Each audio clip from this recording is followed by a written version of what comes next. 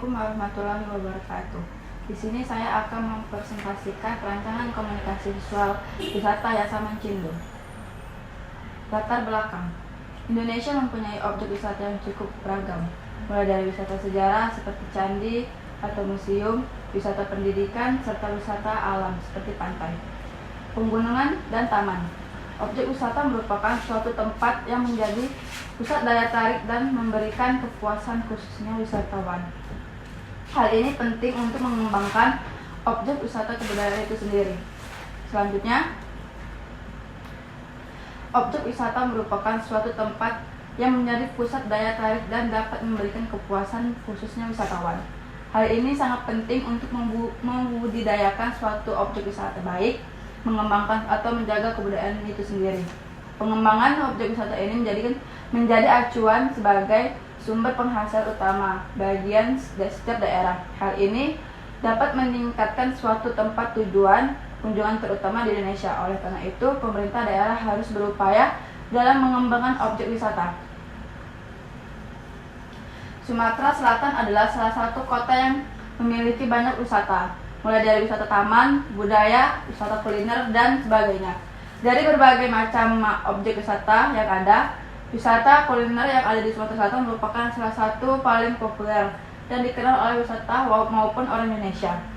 Tetapi selain wisata kuliner, perlu juga dipertimbangkan objek wisata lainnya. Baru-baru ini, masyarakat Sumatera Selatan kini memiliki objek wisata baru, namanya wisata Yasaman Cindo.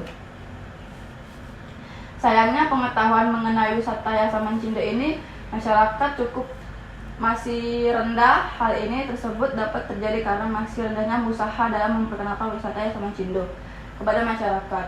Wisata ini perlu diperkenalkan kepada masyarakat karena wisata Yasaman Cindo ini memiliki potensi wisata yang baik dengan pesona yang indah.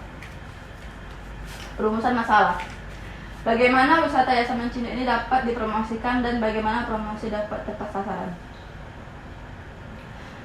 Selanjutnya ada metode perancangan. Terbagi menjadi dua, yaitu metode pengumpulan data dan metode analisis data.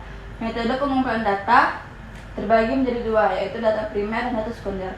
Data primer adalah menggunakan survei dan wawancara yang dilakukan di wisata Taman Yasaman Cindo. Data sekunder mengumpulkan data-data dari internet, kemudian dikumpulkan lalu dianalisis. Selanjutnya itu metode analisis data.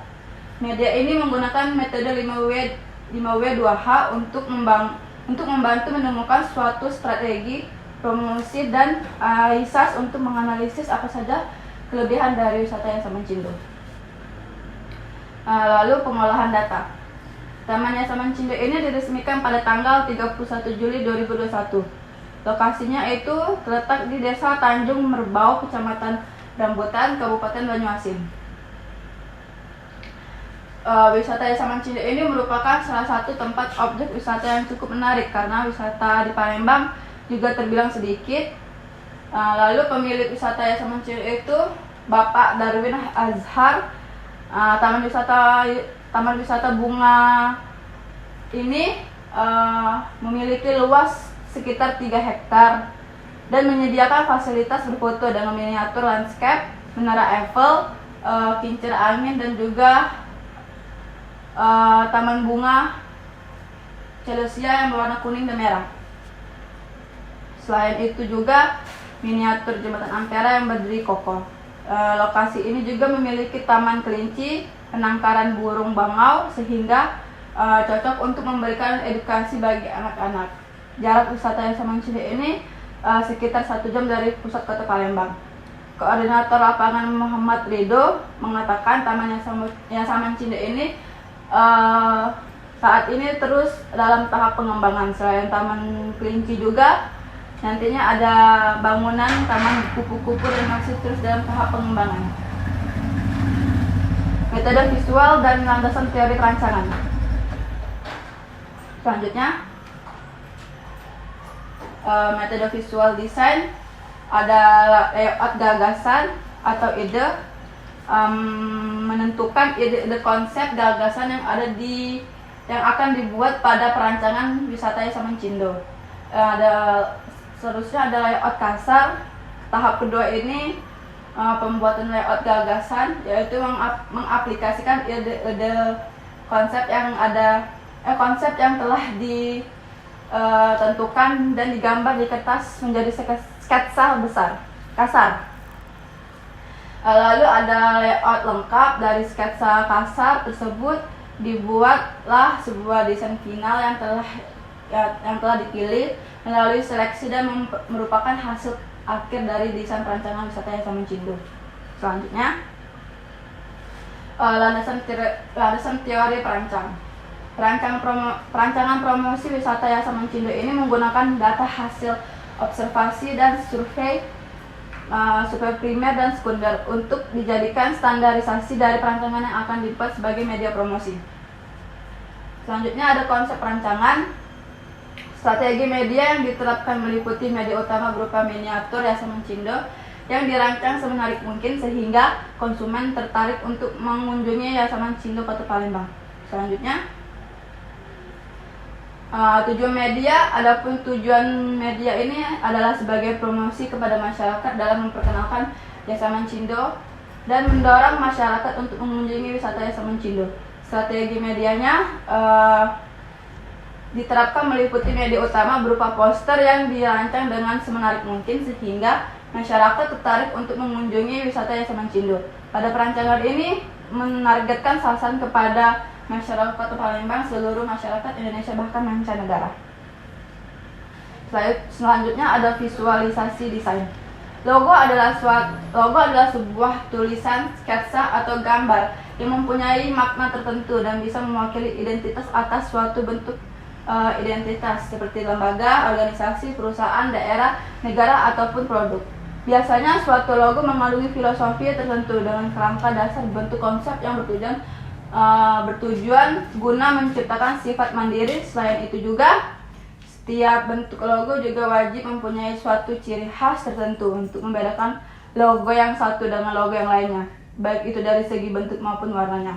Selanjutnya, dalam tahap perancangan logo ini, perancang media ingin digunakan 4 jenis pendekatan, yaitu ide layout, route layout, layout komprehensif, layout final design. Ide layout gabungan dari tipografi Y dan elemen bunga yang ada di Taman Yayasan Mencindo, dan elemen bunga yang ada di logo itu mewakili citra dari Taman Yayasan Mencindo Kota Palembang. Route layout pada tahap ini melakukan penyusunan sketsa kasar setelah mendapatkan konsep yang diinginkan, lalu melakukan sketsa kasar 50 buah logo. Komprehensif layout dalam tahap ini adalah yang tersusun dengan baik seperti ilustrasi, warna, unsur lainnya, dan dari 50 logo nantinya akan dipilih satu menjadi logo final. Konsep logo. Gambar berikut ini adalah gambar yang telah dipilih perancang. Pada logo diberikan visual dari nama Yayasan Mencindo dengan elemen bunga yang ada di Taman Yayasan Mencindo, yang kemudian membentuk sebagai huruf Y atau Yayasan Mencindo. Makna logo. Setiap pembuatan desain pada logo pasti memiliki makna ataupun arti oleh setiap perancang. Perancang ingin Yayasan Mencindo memiliki logo yang mewah dan simple. Karena itu perancang menggunakan flat design. Pada Taman Yayasan Mencindo ini memiliki bunga ceresia, sehingga perancang membuat logo Yayasan Mencindo ini dengan membuat elemen bunga yang melambangkan huruf Y warna kuning. Logo grid dan clear space area. Logo grid sistemnya secara teknis untuk keperluan raising maupun keperluan pembesar dan pengecil dalam penggunaan logo. Kalau clear space area adalah area kosong di sekitar logo untuk menjamin logo dapat dengan mudah terbaca.